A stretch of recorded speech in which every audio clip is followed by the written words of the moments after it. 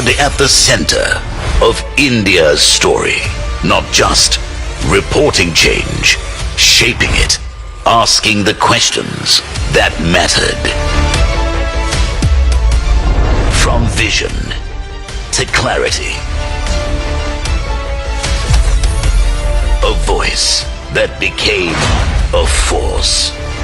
From relentless pursuit to real conversations, the actual action begins here. At a time of global uncertainty, the future is still being written. India, clear in intent, bold in ambition, decisive in action. The road to Viksit Bharat is being shaped now. India isn't following the future. India is defining it.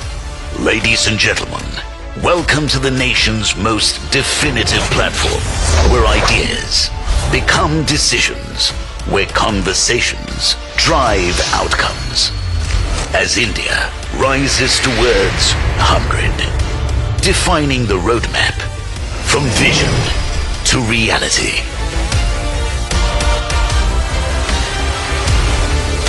This is where it takes shape.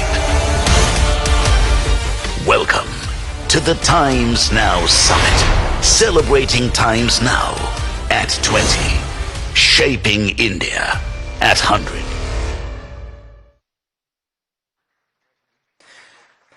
And now, please put your hands together and welcome your hosts for the morning. News Editor Times Now, Hina Gambhir, and Deputy News Editor Times Now, Swati Joshi. Good morning, distinguished guests, ladies and gentlemen, and a very warm welcome to the 6th edition of the Times Now Summit. For 6 years, the Times Now Summit has been a platform that year after year goes beyond just chronicling India's rise. In fact, it has been a platform where ideas don't just reflect the moment, they help define what comes next. Absolutely, Hina. And this year carries added significance. As the Times Now channel marks 20 years, we're not just looking back at 2 decades of accountable journalism, we are looking ahead to the next chapter of India's growth. For over 2 decades, we've stood at the intersection of India's progress and the questions that shape it, tracking its rise, asking what matters, and staying at the heart of an evolving national story. And today, as we mark that journey, we also look ahead to India's centennial. Absolutely. Today, as India strengthens its position as a leading force in the global south, its decisions are not just observed, they are emulated. From digital public infrastructure to manufacturing resilience, from global geopolitical stewardship to AI-led innovation. Ladies and gentlemen, the roadmap to India at 100, a Viksit Bharat, is no longer theoretical. It is already shaping the global narrative. Well, even amid global uncertainty, India is stepping up. The question now is no longer whether India will rise, but how will India lead? Over the next 2 days, leaders from government, industry, sports and entertainment will share insights and action plans on how Viksit Bharat 2047 is not just realized, but the real blueprint on how it will lead the way globally. And that brings us to this year's theme, celebrating Times Now at 20, shaping India at 100. Ladies and gentlemen, this year's Times Now Summit captures both a milestone as well as a mandate. Over the next 2 days, this stage becomes an extension of our newsroom. And like any good newsroom, it thrives on participation. So we want all of you to also join the conversation using hashtag TN Summit 2026. Share your key takeaways and moments from the summit. Absolutely. At the helm of Times Now's journey is a leader who has consistently backed bold journalism and decisive storytelling. And to lay out the vision for this year's summit, we are honored to have with us the Managing Director of the Times Group, Mr. Vinit Jain. Please join me in welcoming him to the stage to officially welcome our distinguished gathering and deliver the theme address. A big round of applause, ladies and gentlemen.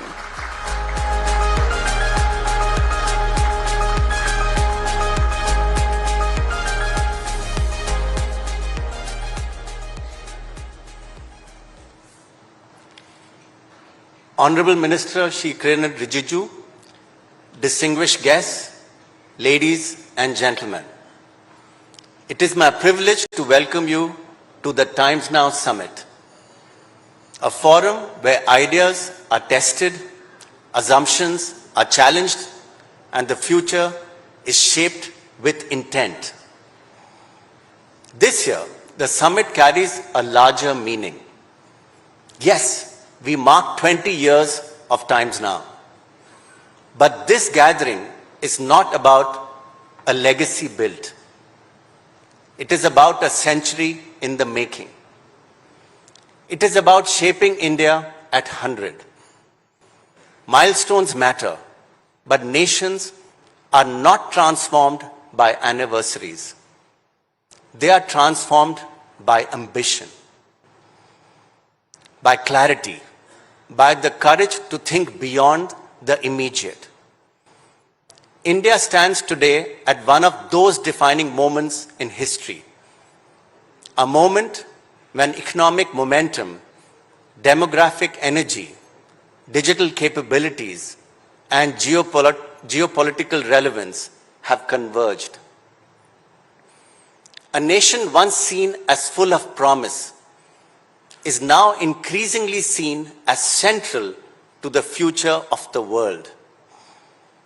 And yet, the real question before us is not what India has already become. The real question is, what must India still build to become the nation it is capable of being by 2047? The road to India at 100 cannot be shaped by growth alone. It must be shaped by resilience, by strategic depth, by institutional confidence, and above all, by self-belief translated into national capacity. That is why the vision of Atmanirbhar Bharat is not a slogan for the present moment. It is a doctrine for the future. Self-reliance does not mean isolation. It means strength. It means that India must be deeply connected to the world, but never structurally dependent in areas that define sovereignty, security, and long-term competitiveness. In the years ahead, self-reliance must go far beyond manufacturing and extend to the commanding heights of the 21st century. India must build self-reliance in artificial intelligence because AI will shape productivity, security, knowledge, and power. India must build sovereignty in data because the nations that own, govern, and ethically deploy data will shape the architecture of the future. India must build self-reliance in education because no nation can aspire to leadership if it continues to import capabilities while underinvesting in its own human capital. India must build self-reliance in defense because strategic autonomy is only credible when backed by indigenous strength. India must build self-reliance in energy because no nation can claim sovereignty if the fuel of its economy remains hostage to foreign supply chains and the volatility of energy markets.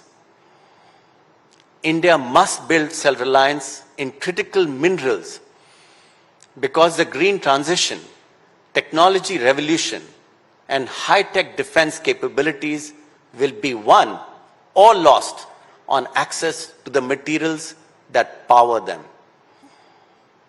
India must build self-reliance in critical technologies because the nations that design, manufacture, and control the foundational systems of the modern world will set the terms on which all others must operate. And India must build self-reliance in the realm of digital platforms and social media, because the global conversation of the future cannot be mediated entirely through systems designed and controlled elsewhere. These are not separate ambitions. They are part of one larger national imperative to ensure that India is not merely a large market in the global order, but a rule shaper, an innovation leader, a producer of ideas, technologies, and institutions. For decades, India was described as a country of immense potential. But potential by itself does not change history. Reform does. Execution does. Bold institution building does. And sustained national focus does. That is why this decade matters so profoundly. Because India has a window of opportunity that will not remain open forever. We must quite simply grow rich before we grow old. This is not merely an economic argument. It is a civilizational urgency.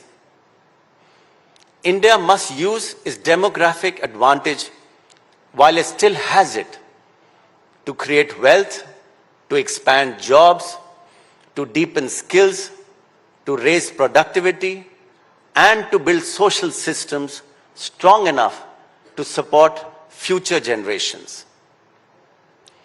The ambition of becoming a developed nation by 2047 will require hard choices, second-generation reforms, more competitive institutions, a stronger innovation culture, faster urban transformation, greater investment in research, and a public discourse that rewards long-term thinking, not just short-term reaction. That is why the Times Now Summit matters.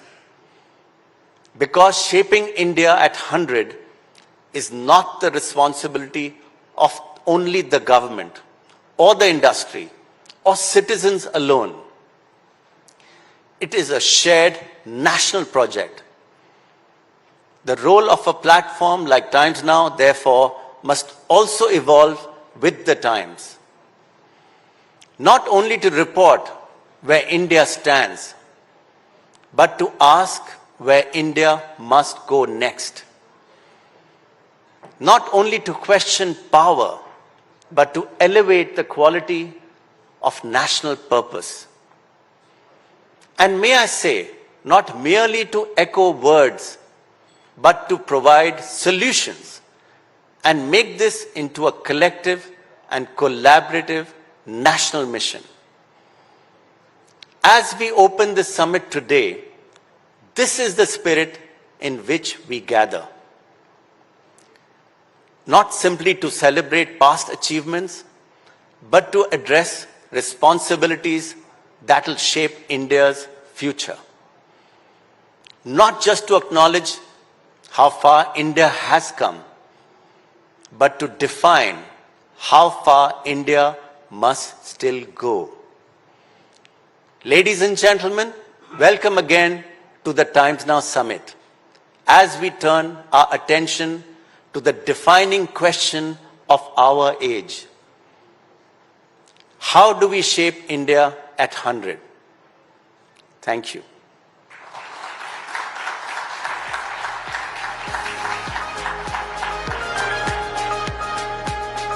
Thank you, Mr. Jain, for such inspiring words. May we please request you to stay on the stage for a little bit more, because we would now like to invite on stage Honorable Minister of Parliamentary Affairs and Minority Affairs, Shri Kiran Rijiju.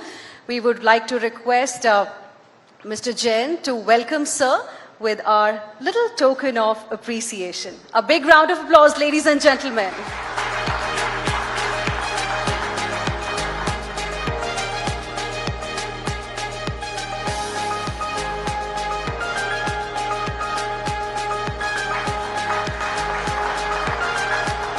And we now request the Honorable Minister and Mr. Jain to light the ceremonial lamp to mark the inauguration of Times Now Summit 2026.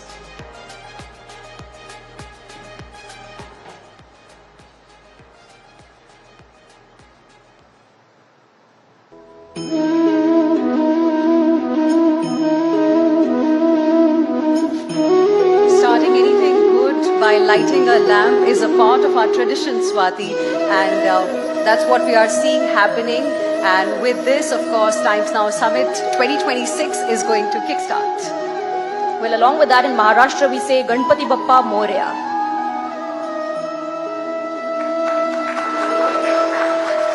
Thank you, gentlemen. Mr. Jain, may we please request you to take your seat in the audience, and Honorable Minister, may we request you to take your seat on the stage. I'd now like to invite the Group Editor-in-Chief, Times Now and Times Now Navbharat, Navika Kumar, for a fireside chat with the Honorable Minister on strengthening the world's largest democracy. A big round of applause, ladies and gentlemen. Thank you, Swati, and thank you, Hina, for that. Good morning, audience here at the Times Now Summit. It's my pleasure to welcome Parliamentary Affairs and Minority Affairs Minister, Mr. Kiran Rijiju, for the Times Now Summit. And what better than Parliament to really inaugurate how India is thinking, behaving, and charting its way forward. Mr. Kiran Rijiju, let me begin with the all-party meeting held yesterday. We are in the middle of a war. The situation in West Asia is what the meeting was all about. I want to ask you, how comfortable was the meeting? And did you manage to answer all the questions the opposition had?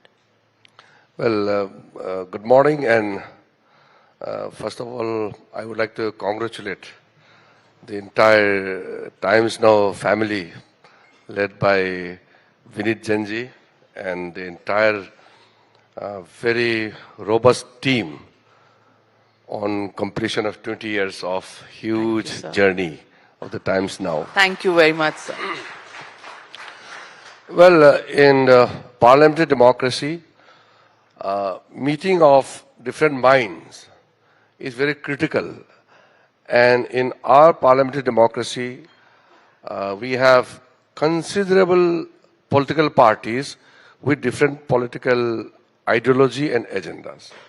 So all party meeting is always very conflicting, yet it's converging in many things when it comes to national interest.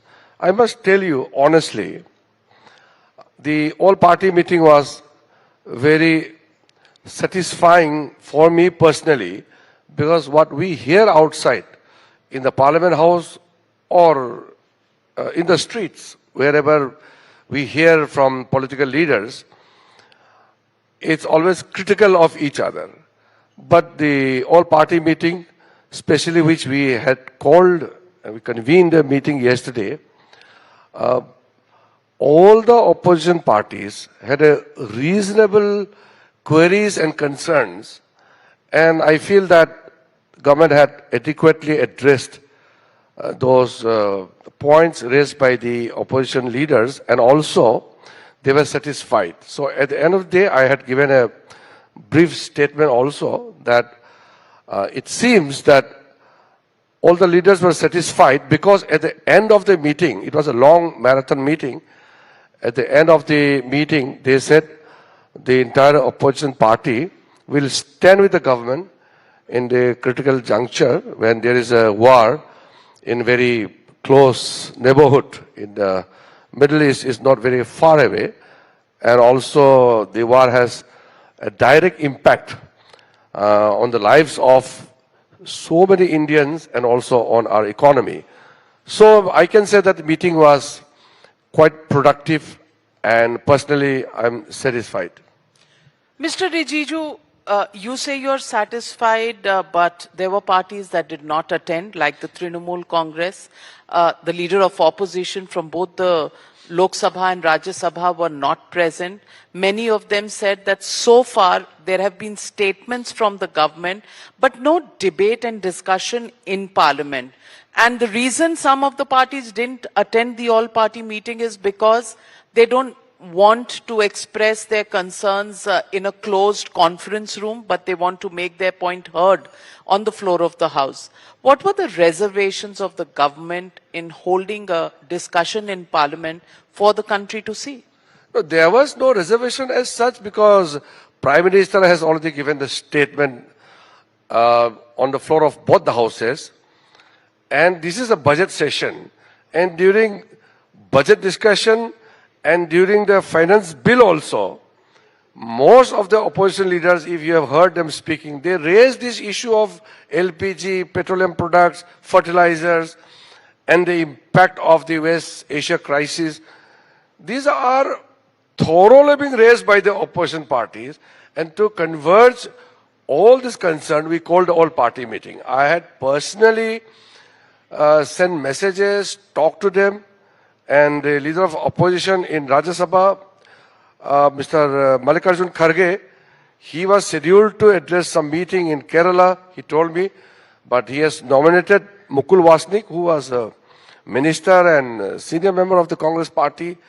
Then Mr. Rahul Gandhi, I'm told that personally, the senior leader came to me, told that he is with his mother, Sonia Gandhiji, who is not keeping well, admitted in a hospital. And then they nominated Mr. Tariq Anwar, who is a very senior member of the Congress party. And barring Trinamool Congress, all parties attended. So I don't see that it was, underrepresented or boycotted. Except for Trinamool Congress, I told them, you must attend. They said they have decided not to attend. Maybe a political stunt, maybe their leader, the Chief Minister of West Bengal, told them not to attend, not to be seen to be part of any decision or any agreement which will be good for the country. So I don't appreciate such attitude, but well, other than TMC, everybody attended. Mr. Kiran Rijiju, do you see yourself as a bridge builder as the Parliamentary Affairs Minister, or do you see yourself as somebody who has to deal with confrontation day after day, hour after hour? Well, that is a part of my job.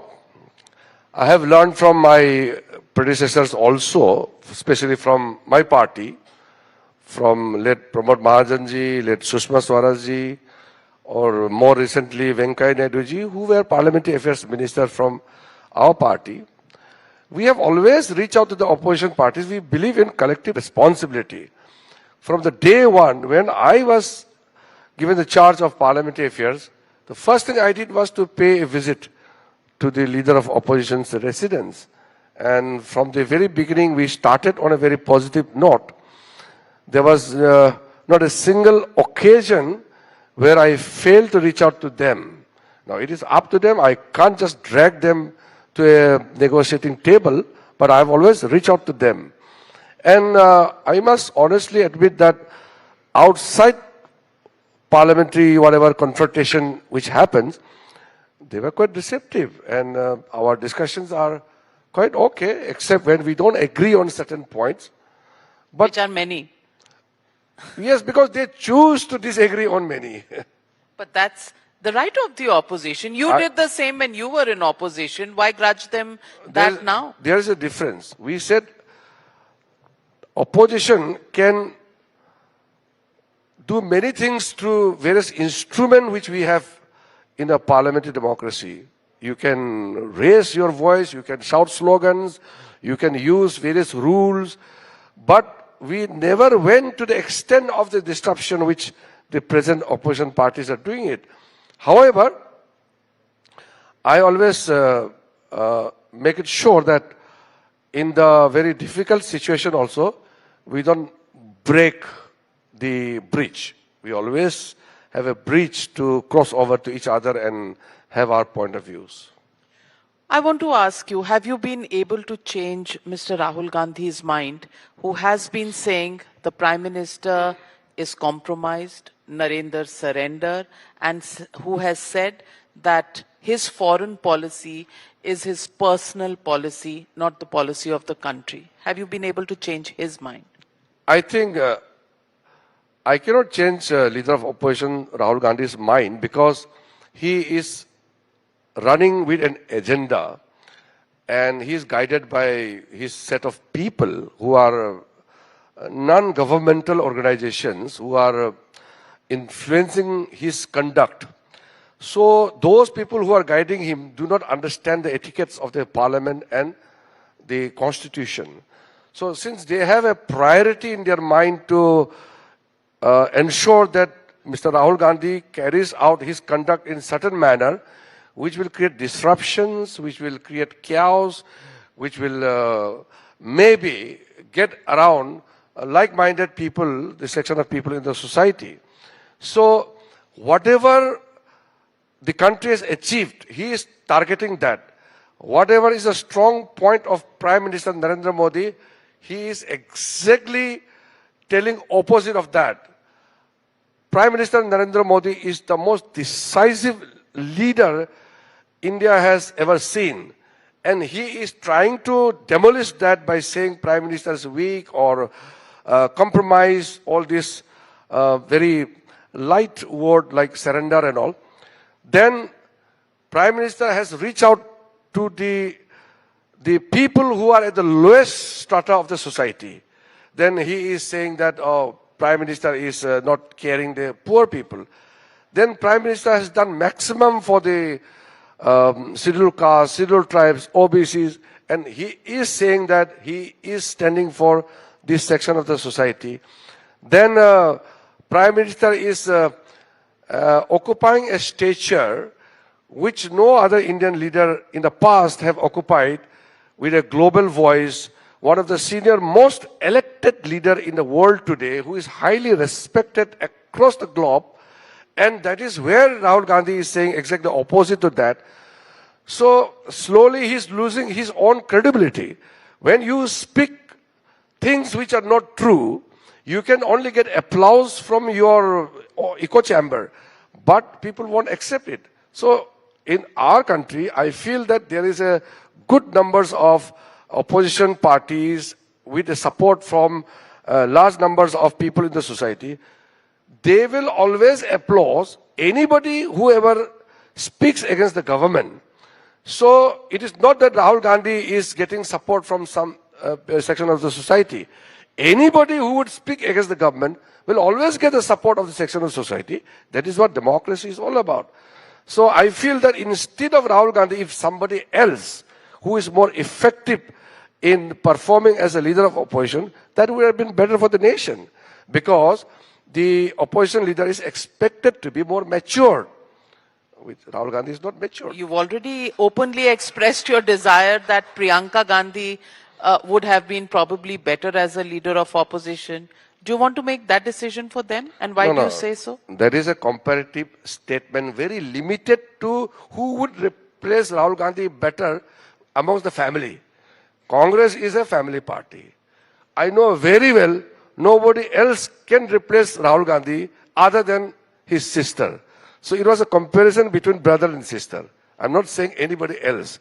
So in that limited context, I said, Priyanka Gandhi Vadra at least sits in the house and listens to the speeches, but Rahul Gandhi never listens. He doesn't sit in the house. He comes, speaks, and he runs away. Only to the limited point I made that remark. I'm not giving certificate. One leader from the BJP even opined that there should be a dress code in parliament and T-shirts and open neck T-shirts should not be allowed. Targeted at Rahul Gandhi. Do you think there should be a dress code in parliament now? I think there's nothing wrong in wearing anything and coming to the parliament. But as I said earlier, there are etiquettes in the parliament.